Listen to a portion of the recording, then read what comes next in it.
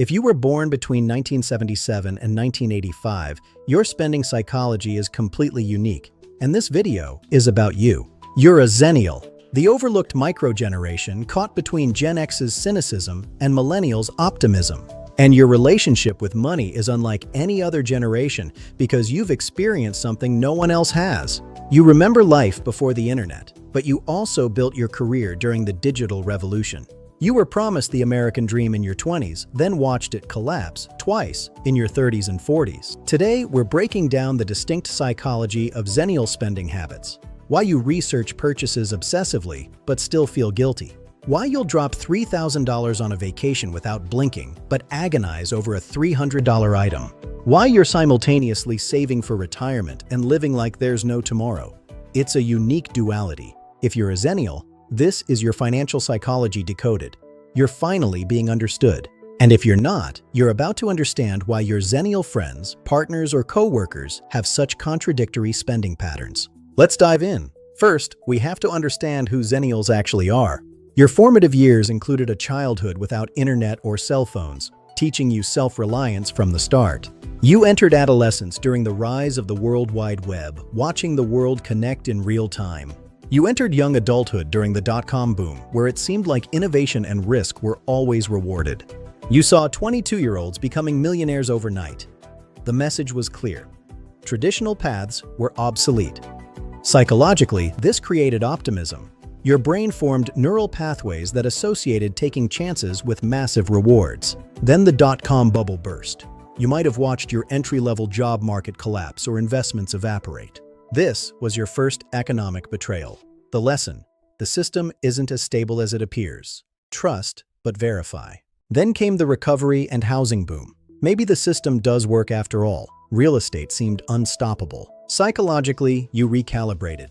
Maybe you just needed to follow the traditional path to finally reach your goals. Then everything collapsed again in 2008. Mass layoffs, underwater mortgages, and retirement accounts decimated overnight.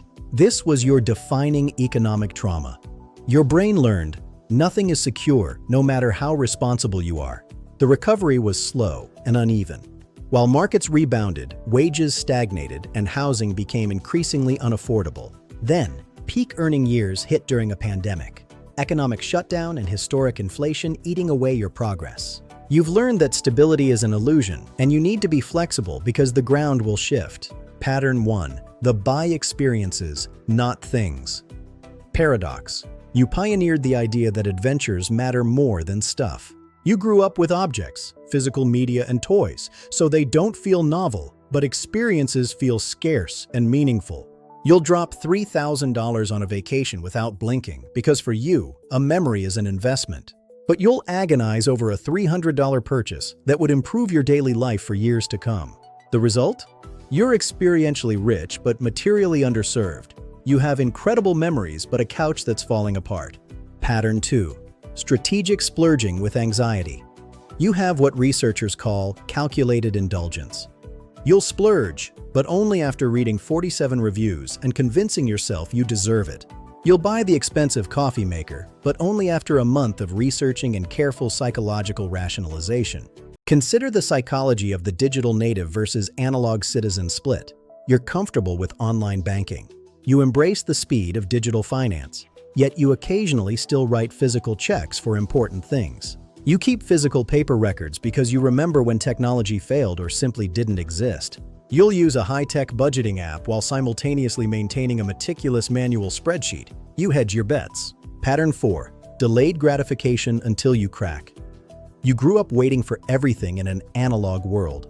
You waited a full week for your favorite TV show to air, and even longer for photos to develop. But you also came of age during the rise of instant gratification, Amazon Prime, and same-day delivery. You have strong delayed gratification muscles, but in a digital world, they eventually exhaust and you crack. Suddenly, you'll blow $1,000 on something. It's not a lack of discipline, it's psychological fatigue. Your spending is a pendulum swinging between restraint and release, a cycle of boom and bust. Pattern 5. Security versus experience spending. Your habits split into two distinct trauma responses. Security spending means prioritizing insurance and funds. The Gen X in you says, protect yourself. Simultaneously, you spend on experiences because the 2008 recession taught you that material things aren't guaranteed. The millennial in you says life is short. These impulses aren't contradictory, they both soothe your anxiety. Pattern 6. The good enough spending philosophy. You want the optimal balance of quality and price. You learn that the cheapest option costs more long-term, but the most expensive isn't always better. You are optimization-minded. You search for the solution that provides the most utility for every dollar. Pattern 7. The subscription economy trap. You pioneer these services, but now you're trapped in fatigue.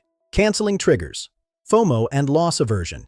You value having the option more than the usage. You occasionally feel resentful, remembering when you actually owned your music instead of perpetually renting it.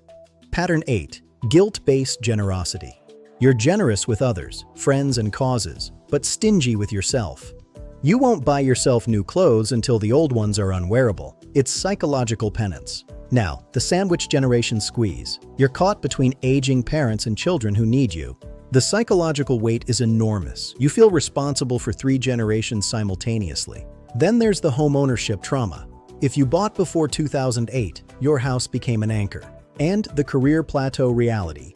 You're hitting peak earning years, but facing stagnation and layoffs. Retirement planning triggers intense anxiety because the rules of the game keep changing on you.